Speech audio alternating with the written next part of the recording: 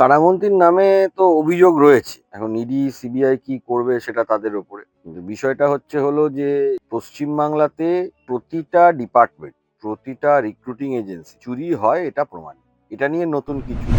দেখুন প্রাথমিকে একটা মামলাতে এটা হয়েছে যে সেখানে যেরকম মেটেরিয়াল কোর্টের কাছে এসেছিল সেই মেটেরিয়ালের উপর বেস করে কোর্ট অর্ডার। এরকম মামলাতে প্রায় আরো প্রাইমারিতে অন্তত কিছু না হলে ওরা 100টা ম্যাটার পড়ে আছে, যেটা এখনো হাইকোর্টে সিঙ্গেল বেঞ্চ এবং ডিভিশন বেঞ্চের কাছে পেন্ডিং।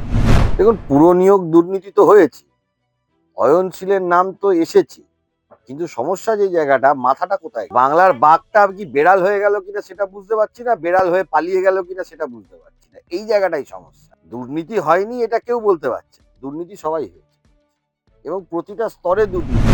একেবারে কারা মন্ত্রী, এর আগেও চন্দ্রনাথ সেনার নাম আমরা দেখতে পেয়েছিলাম। কুন্তল ঘোষের সেই লাল ডায়েরি প্রসঙ্গে একেবারে 41 লক্ষ টাকা বাজেয়াপ্ত করা হয়েছিল, এবং বর্তমানে আবারও সেই কারা মন্ত্রীর নাম একেবারে চর্চা, এবং ইডি থেকে একেবারে 3.5 কোটি টাকার কাছাকাছি তার সম্পত্তি আবারও বাজেয়াপ্ত করা হলো, তাও কারামন্ত্রী কারাগারের বাইরে। কারামন্ত্রীর নামে তো অভিযোগ রয়েছে। এখন ইডি, সিবিআই কি করবে সেটা তাদের ওপরে। কিন্তু বিষয়টা হলো যে পশ্চিমবাংলাতে প্রতিটা ডিপার্টমেন্ট, প্রতিটা রিক্রুটিং এজেন্সিতে চুরি হয় এটা প্রমাণিত। এটা নিয়ে নতুন কিছু নেই। এখন কারামন্ত্রী যদি কোনোদিন কারাগারে যায়, এখনো যায়নি, তো তিনি তার নিজের ঘরেই থাকবে। তো তিনি কারাগারে থাকাও যা, আর তিনি কারাগারের বাইরে থাকাও একই জিনিস। কারণ ওনার জন্য তো কারাগারে নতুন আইন হবে না, ওনার নিজের আইন চলবে, কারণ তিনি তৃণমূল দলের লোক। দেখুন আমাদের সমাজে করাপশন ব্যাপারটাকে আপনি বন্ধ করতে পারবেন না, সারা পৃথিবীতে কোনো জায়গায় সেটা সম্ভব না। কিন্তু করাপশন যদি এডুকেশন, করাপশন যদি মেডিকেল প্রফেশন, করাপশন যদি এইসব ডিপার্টমেন্টের মধ্যে ঢুকে যায়, তাহলে সমাজ অধঃপতনের দিকে চলে যাবে, যেটার বিরুদ্ধে আমাদের লড়াই, যেটাকে বন্ধ করার জন্য আমাদের লড়াই। কিন্তু প্রাথমিকে তো নাকি দুর্নীতি হয়নি, ভাই বোনদের চাকরি বেঁচেছে বলে মুখ্যমন্ত্রী খুশি হয়েছিলেন। এই প্রাথমিকের দুর্নীতিতেই তো কারামন্ত্রীর এত কোটি টাকা সম্পত্তি বাজেয়াপ্ত। দেখুন প্রাথমিকে একটা মামলাতে এটা হয়েছে যে সেখানে যেরকম মেটেরিয়াল কোর্টের কাছে এসেছিল সেই মেটেরিয়ালের উপর বেস করে কোর্ট অর্ডার দিয়েছে। এরকম মামলাতে প্রায় আরো প্রাইমারিতে অন্তত কিছু না হলে ওরা 100টা ম্যাটার পড়ে আছে, যেটা এখনো হাইকোর্টে সিঙ্গেল বেঞ্চ এবং ডিভিশন বেঞ্চের কাছে পেন্ডিং। প্রাথমিকে দুর্নীতি হয়নি এটা কিন্তু কোনো কোর্ট বলেনি, এরম রায় হয়। যে মেটেরিয়াল গুলো এসেছে সেই মেটেরিয়ালের উপরে বেস করে কিছু কোর্ট মনে করেছে যে তাতে টার্মিনেশন হওয়া উচিত নয়। এর পরবর্তীকালে ওএমআর নিয়ে মামলা আছে, প্রাইমারি এস বাসুরায় অ্যান্ড কোম্পানির মামলাটা আছে। সেই মামলাগুলো তো এখনো বিচার্য বিষয়ে আসেনি, বা মামলা হয়ে আছে, সেগুলো এখনো পেন্ডিং হয়ে আছে। তাই জন্য একটা মামলা দিয়ে, একটা মামলা জিতে, হ্যাঁ, তৃণমূলের চোরগুলো ধেই ধেই করে রাস্তায় লাফানোর কিছু নাই। পশ্চিম বাংলার ইতিহাসে 26,000 চাকরি গেছে, এটা ইতিহাস এবং রেকর্ড হয়ে গেছে। এবং আপনি যদি এখানে দেখে থাকেন, সিঙ্গেল বেঞ্চ যা রায় দিয়েছিল, ডিভিশন বেঞ্চ সেই রায় রেখেছে, সুপ্রিম কোর্টও সেই রায় রেখেছে, এবং যত বিচারপতি আছে সেই রায় রেখেছে কি, যে যদি তোমার অ্যাপয়েন্টমেন্ট ফ্রড হয় টাকা ফেরত দিতে হবে। ভারতবর্ষের ইতিহাসে, ভারতবর্ষের স্বাধীনতার পর আমি যতদূর জানি, এরকম ধরনের রায় হয়নি যেখানে 26,000 লোকের মধ্যে যারা টেন্টেড তাদের টাকা ফেরত দিতে হবে। তাই জন্য সরকার লড়াই করছে টেন্টেডদের বাঁচানোর জন্য। কিন্তু পুরো নিয়োগ দুর্নীতি যে মামলা, সেখানে তো অয়নশীল সহ একাধিক নাম উঠে আসছে। দেখুন পুরো নিয়োগ দুর্নীতি তো হয়েছে, অয়নশীলের নাম তো এসেছে, কিন্তু সমস্যা যে জায়গাটা, মাথাটা কোথায় গেল? বাংলার বাঘটা কি বেড়াল হয়ে গেল কিনা সেটা বুঝতে পারছি না, বেড়াল হয়ে পালিয়ে গেল কিনা সেটা বুঝতে পারছি না। এই জায়গাটাই সমস্যা।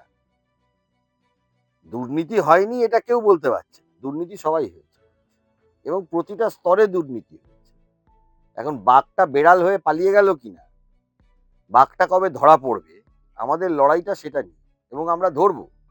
দেখুন, আমাদের বিচার ব্যবস্থা, আমাদের বলে না, সারা পৃথিবীতে বিচার ব্যবস্থা যে সিস্টেমটা, এই সিস্টেমটা একটু সময় সাপেক্ষ ব্যাপার, একদিনে সব জিনিস হয়ে যায় না। সিবিআই চার্জশিট দিয়েছে, এরকম তো নয় যে চার্জশিট দিয়ে দিয়েছে মানে শেষ হয়ে গেছে, ফার্দার ইনভেস্টিগেশন হয় এবং সেটা হবেও, কারণ মেটেরিয়াল আসবেও। কারণ এই যারা তৃণমূল করে, আর এই তৃণমূল আমলে নির্লজ্জের মতো লোকে, মানে মানসিক বোধ থাকে যে না আমরা এই কাজটা করব না, এদের সেটা নেই, তৃণমূলগুলো সেটা নেই। বড় মাথা পর্যন্ত যে পৌঁছাতে, সেই পৌঁছাতে তো ব্যর্থ হয়ে গেছে। এবং অমিত শাহর বঙ্গ সফর আমরা দেখতে পেলাম, সেখানে তাকে প্রশ্ন করা হয় সাংবাদিকদের পক্ষ থেকে যে Abhishek Banerjee lips and mounts এত কোটি টাকা, সেই বিষয়ে ইডি সিবিআই এর যে পরিণাম আমরা দেখতে পাচ্ছি, সেই বিষয়ে অমিত শাহ এড়িয়ে গেলেন, স্বরাষ্ট্রমন্ত্রী তিনি পুরো বিষয়টা এড়িয়ে গেলেন। ব্যর্থ ব্যাপারটা আমি বলতে পারি আজকের ডেটে ব্যর্থ,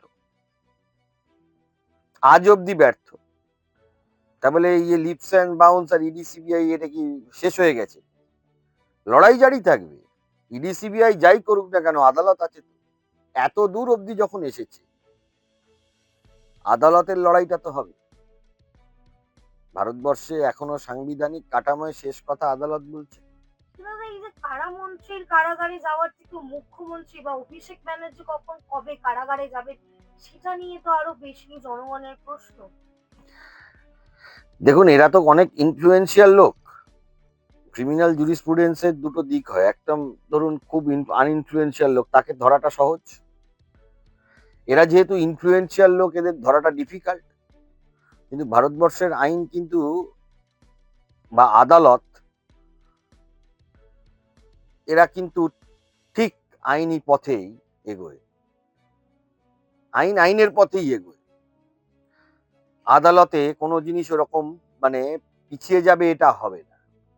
আগামী দিনে এটা নিয়ে লড়াই হবে, আমরা লড়বো, এবং সব জিনিসটারই আদালতের মাধ্যমে, আইনের মাধ্যমে যা ব্যবস্থা হওয়ার সেটা হবে। হ্যাঁ, সময় লাগবে, সময় লাগবে। আপনি যদি এর আগেও ভারতবর্ষে ফিডার স্ক্যাম মামলা দেখে থাকেন, অন্যান্য মামলা দেখে থাকেন, অন্য অন্য রাজ্যের মুখ্যমন্ত্রীর মামলা দেখে থাকেন, সব সব সব মামলা তো তাড়াহুড়ো করে হয়নি, অনেক সময় লেগেছে। কারণ যিনি ইনফ্লুয়েন্সিয়াল ব্যক্তিত্ব, তার ক্ষেত্রে এভিডেন্স বা তার ক্ষেত্রে প্রমাণটা সেই রকম স্ট্রং হতে হবে, কারণ তাদেরও আইনজীবীরা থাকবে, তাদেরও বলার লোক থাকবে, তারাও তাদের যুক্তি দেবে। দাদা, একেবারে অন্য একটি প্রসঙ্গে যাব, আমরা দেখতে পাচ্ছি অভিষেক বন্দ্যোপাধ্যায় তিনি একেবারে ৩৬৫ দিন রাস্তায় থাকবেন, জেলায় জেলায় যাবেন। এই যে কর্মসূচি, প্রথম দিনেই যে কর্মসূচি, সেখান থেকে তিনি বলছেন যে অভিষেক বন্দ্যোপাধ্যায় দিল্লি গেছেন, এরপরে দরকার হলে মুখ্যমন্ত্রী মমতা বন্দ্যোপাধ্যায় দিল্লি যাবে। বেড়াতে যাবেন নাকি সেটা নির্বাচন কমিশনের কাছে। দেখুন, এই এসআইআরটা নিয়ে আমি বারবারই একটা কথা বলছি, এটা হচ্ছে হলো তৃণমূলের ক্রিয়েটেড একটা রাজনৈতিক গিমিক। তার কারণ কি? তার কারণ হচ্ছে হলো তৃণমূলের হাতে এই মুহূর্তে কোনো অস্ত্র নেই। আপনি বিরোধী দল বলুন, কেন্দ্র সরকারের বিরুদ্ধে বলুন, বলার মতন জায়গায় তৃণমূলের কিছু নেই, তৃণমূলের কিছু নেই, অন্য রাজনৈতিক দলের থাকতে পারে। কারণ তৃণমূল নিজেই চুরি করে করে এমন জায়গায় চলে গেছে, সবাই তৃণমূলের এগেন্স্ট হবে। তৃণমূলের কোনো বলার মতন জায়গা কেন্দ্র সরকার বলুন, বিরোধী দলদের বলুন, কারুক্ষে নেই। যার জন্যই এসআইআরটাকে গিমিক বাঁধানো হচ্ছে। কালকে আমি দেখছিলাম, ভাইপো বলছিল যে অনেক ডেড ভোটারদের নাম নাকি, অনেক জীবিত মানুষের নাম ডেড করে দেওয়া হয়েছে। আমি বলছি যে কিছু একটা বড় প্রসেস হতে গেলে কিছু ভুল ত্রুটি হয়, সবাইকেই তার ঝঞ্ঝাট ওঠাতে হয়। যখন নোটবন্দি হয়েছিল, মানুষকে লাইনে দাঁড়িয়ে ঝামেলা পোহাতে হয়েছিল মানুষকে। যখন আধার কার্ড হয়েছিল, তখনও মানুষকে আধার কার্ড নিতে হয়েছিল।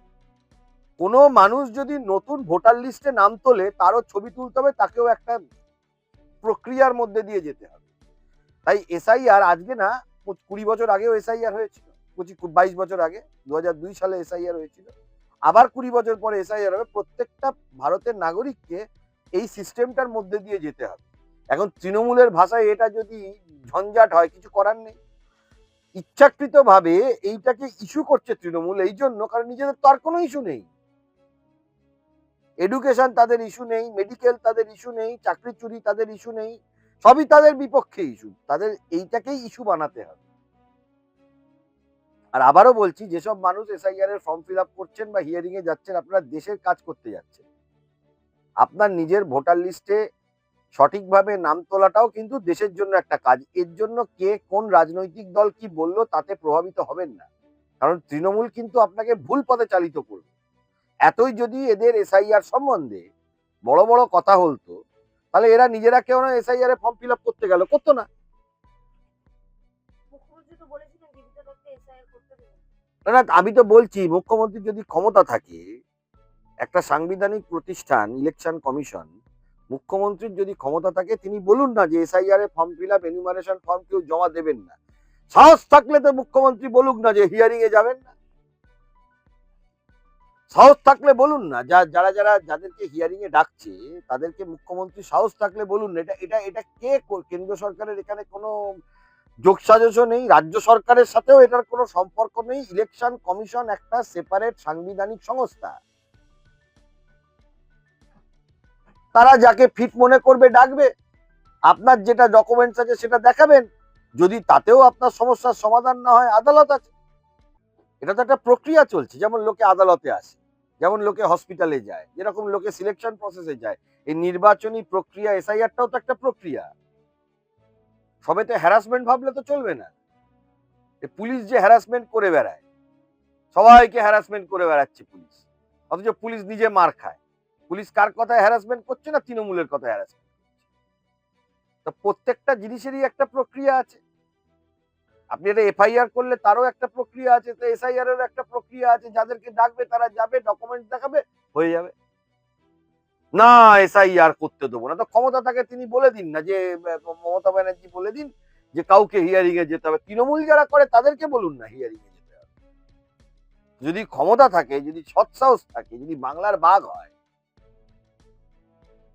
দাদা একেবারেই শেষ প্রশ্ন, এই যে আমরা দেখতে পাচ্ছি অভিষেক ব্যানার্জি মুখ্যমন্ত্রী বা তৃণমূলের যে কোনো সদস্য কথায় কথায় বলছেন দিল্লি চলো বা দিল্লি যাবো, কিন্তু 100 দিনের যে কাজ, সেই কাজের বেলায় অভিষেক ব্যানার্জি গতকাল একেবারে সভা থেকে বলেন যে 100 দিনের কাজের টাকা মোদী সরকার মেরে হাতে মারছে পশ্চিমবাংলাকে টাকা না দিয়ে, কিন্তু কোর্টের অর্ডার থাকার পরেও কেন 100 দিনের কাজ চালু করছেন না মুখ্যমন্ত্রী? না না, এইসব কথা ঘেউ ঘেউ করে বলে তো লাভ নেই। ঘেউ ঘেউ শব্দটা পশ্চিমবাংলার রাজনীতিতে মুখ্যমন্ত্রী মমতা বন্দ্যোপাধ্যায় নিয়ে এসেছিলেন। তাই আমি মাঝে মাঝে ওনাদেরকে ঘেউ ঘেউ বলে ডাকি। এইসব কথা ঘেউ ঘেউ বলে তো কোনো লাভ নেই। যদি 100 দিনের কাজ না এসে থাকে, যদি সুপ্রিম কোর্টের রায় দেওয়ার পরেও 100 দিনের কাজ না পায়, তো আপনি যান না আদালতে গিয়ে কন্টেম্প করুন না। বাজারে ঘেউ ঘেউ করছেন কেন? আপনার কি বাজারে ঘেউ ঘেউ করার জন্য আপনি আছেন, না আপনি দেশের মানুষের কাজ করার জন্য আছেন, না নিজের প্রচার করার জন্য আছেন? তিনটের মধ্যে কোনটা? এটা তো প্রশ্ন করা উচিত।